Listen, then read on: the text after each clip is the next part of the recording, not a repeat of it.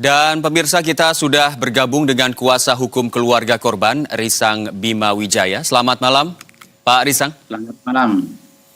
Ya, Pak Risang, bagaimana kondisi terbaru penyelidikan yang dilakukan oleh pihak kepolisian? Pihak penyidik ketika dikonfirmasi jawabannya memang masih penyelidikan.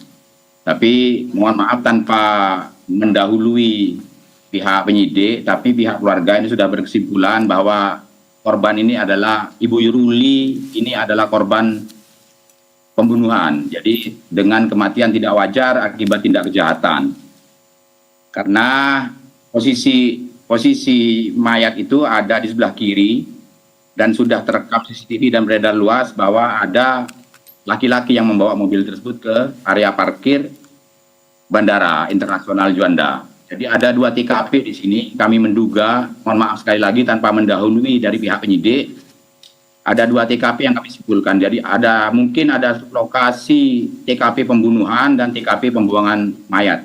Yang pasti lokasi pembuangan mayat sudah diketahui ya di bandara. Tinggal polisi bisa menangkap pelaku supaya bisa terungkap di mana itu TKP pembunuhannya dan motifnya. Baik, Pak Risang. Ini kita mengetahui bahwa mobil yang kedapatan ada korban ini sudah berhari-hari berada di parkiran Juanda. Ini kan kita tahu bersama bahwa masuk ke area parkir itu ada kamera kecil. Apakah itu juga mendapat perhatian khusus siapa yang membawa kendaraan ini begitu? Ya, betul. Itu sejak awal dari TKP dan malam itu kita sudah mengetahui CCTV itu sudah ditunjukkan kepada kami.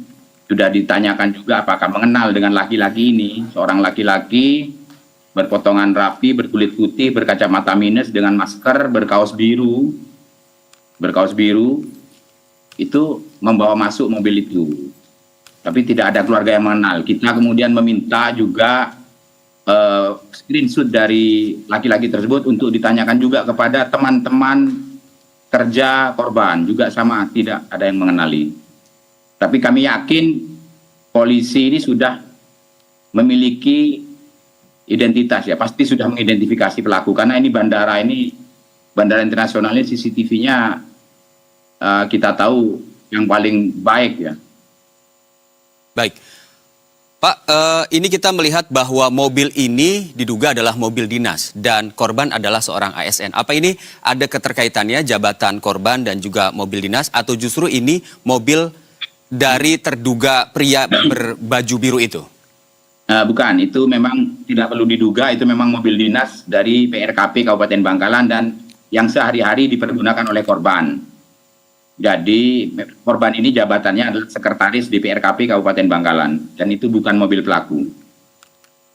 Baik, berarti ada temuan lainkah terkait dengan kondisi di parkiran ataupun TKP tadi yang Anda sebutkan ada 2 TKP itu, ada temuan terbarukah yang belum dipublikasikan? Ya, yang kalau TKP kedua pembuangan mayat itu dikaitkan dengan hasil otopsi sementara yang dirilis oleh Rumah Sakit Bayangkara Porong, itu kan disebutkan bahwa ada luka sobek pada cuping kiri, telinga kiri akibat kekerasan benda tumpul. Saat di otopsi itu anting sebelah kiri memang hilang. Nah, hanya ada anting sebelah kanan. Artinya, dan di dalam mobil tersebut, di TKP pembuangan mayat tidak ditemukan anting kiri tersebut. Itulah yang membuat kesimpulan kami bahwa ada TKP lain tempat pembunuhan di mana anting itu terjatuh. Gitu. Baik. Pak, ini korban itu diketahui sebagai ASN dan apakah ada informasi terkait sebelumnya mungkin ada pertikaian mungkin di kantornya atau mungkin ada pertikaian juga di lingkungan keluarganya, begitu, ada informasi demikian? Ya, itu juga sudah ditanyakan kepada pihak keluarga dan lingkungan kerja juga, baik oleh kami maupun oleh dari pihak kepolisian Polresta Sidoarjo. Ya, segala kemungkinan sudah ditanyakan dan kami bisa pastikan bahwa Ibu Ruli ini baik di lingkungan keluarga, di lingkungan kerja maupun tetangga dan lingkungan pergaulannya ini tidak ada konflik sama sekali. Tidak terkait hutang piutang juga tidak ada. Tidak ada, baik. Untuk hasil otopsi berarti keluarga tidak menerima ya dengan kondisi luka-luka yang tadi disebutkan bahwa ada luka lebam, ada luka sobek. Keluarga mempertanyakan hal itu juga ya berarti ya? Mempertanyakan itu, walaupun sampai saat ini kan belum ada kesimpulan.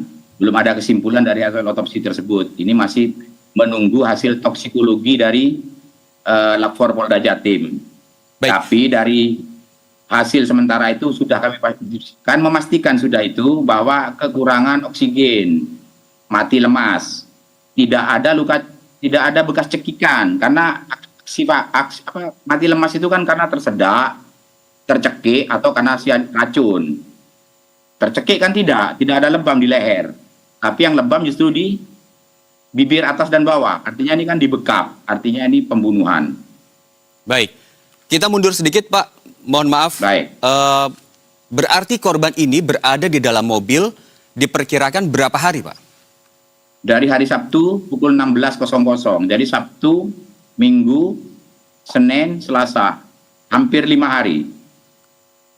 Apakah ada CCTV yang menyorot ke bagian mobil selama mobil itu terparkir begitu? Kalau di bandara, hanya toilet yang tidak ada CCTV-nya. Dan itu pasti terlihat ke arah mana setelah pelaku itu keluar dari mobil.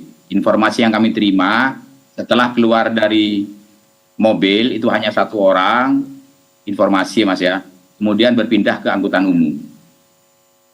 Dan itu sudah dipastikan bahwa pria berbaju biru itu keluar dari mobil dan menaiki angkutan umum, dan itu sudah terinformasikan kepada pihak kepolisian ya Pak ya? Pasti. Baik, pihak keluarga mungkin ada pesan khusus gitu Pak terkait dengan kasus ini? Pihak keluarga menyampaikan tadi bahwa mohon maaf sebelumnya pihak keluarga tidak bisa memberikan statement kepada media sebelum pelaku tertangkap. Pihak keluarga hanya berpesan mudah-mudahan ini segera terungkap dan pelakunya tertangkap. Itu saja. Baik, terima kasih Pak Risang Bima Wijaya selaku kuasa hukum keluarga korban dan semoga kasus ini cepat tertangani. Selamat malam dan terima kasih. Terima kasih.